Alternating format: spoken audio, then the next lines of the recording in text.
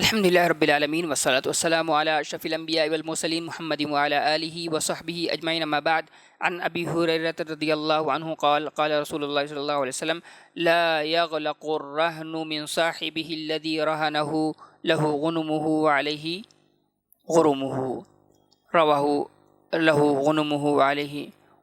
رواه الدارقطنی والحاکم ورجاله ثقات إلا أن المحفوظ عند أبي داود وغیرہ ارسال. تو یہ حدیث مرسل ہے اور حدیث یہ ضعیف ہے، لیکن اس کا مفہوم اور معنی کے اعتبار سے دیکھا جائے تو یہ حدیث یعنی مفہوم صحیح ہے. حدیث یہ اصلا ضعیف ہے، مرسل یہ. اور رہی بات لہو غنمہ والے غرمہ، یہ ادراج ہے. بہرحال مفہوم صحیح ہے. اس حدیث میں راوی حدیث ابو ہریرہ رضی اللہ تعالیٰ عنہ ہے، انہوں نے کہا کہ اللہ کے رسول صلی اللہ علیہ وسلم نے فرمایا کہ لا یغلق الرہن من صاحبہ الذی رہنہ، کہ رہن کو جو اس کا مالک ہے، رہن کو اس کے مالک سے جس نے اس کو گروی رکھا ہے اس سے نہیں روکا جا سکتا ہے. لہو غنمہ وعلیہ غرمہ، تو اس کا نفع بھی اس کے لیے ہے، وعلیہ غرمہ، اور اس کا اگر اس میں کوئی نقصان ہو جاتا ہے تو وہ بھی اس کی ذمہ داری بھی وہی ہوگی. تو لہو غنمہ وعلیہ غرمہ کا مطلب یہ ہے کہ آدمی چونکہ سامان کا جس نے گروی رکھا ہے وہ اس کا مالک ہے، تو ظاہر ہے اس سے فائدہ اٹھانے کا بھی حق وہی رکھتا ہے. مثلا اس نے جانور گروی رکھ دیا، جانور نے بچہ دیا، تو بچہ کس کا ہوگا؟ بچہ یہ اس شخص کا ہوگا جس نے گروی رکھا ہے، اور وہ چیز چونکہ بطور امانت اس کی تھی تو مالک وہ وہی ہوگا جس نے جو اصل اس کا مالک تھا. مثلا اس نے پیڑ درخت باغ دے دیا تھا، گروی رکھ دیا تھا، بعد میں اس میں پھل آ گئے، تو پھل کا مالک کون ہوگا؟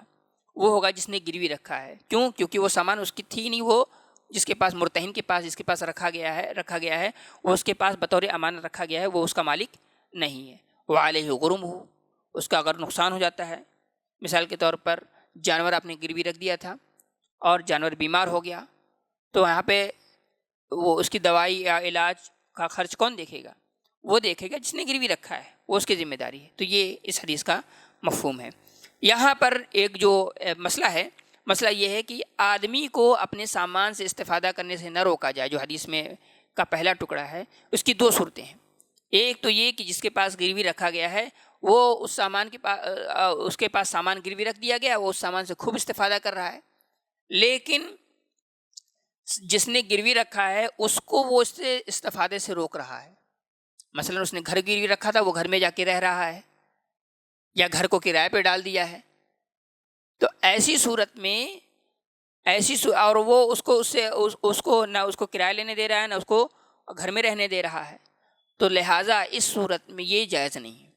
اسی طریقے سے دوسری صورت یہ ہے کہ وقت آ گیا یعنی اور سامنے والا پیسہ نہیں دے پایا، لیکن وہ کیا کرتا ہے، وہ گھر کا مالک بن جاتا ہے، قبضہ جما لیتا ہے. یہ بھی جائز نہیں ہے.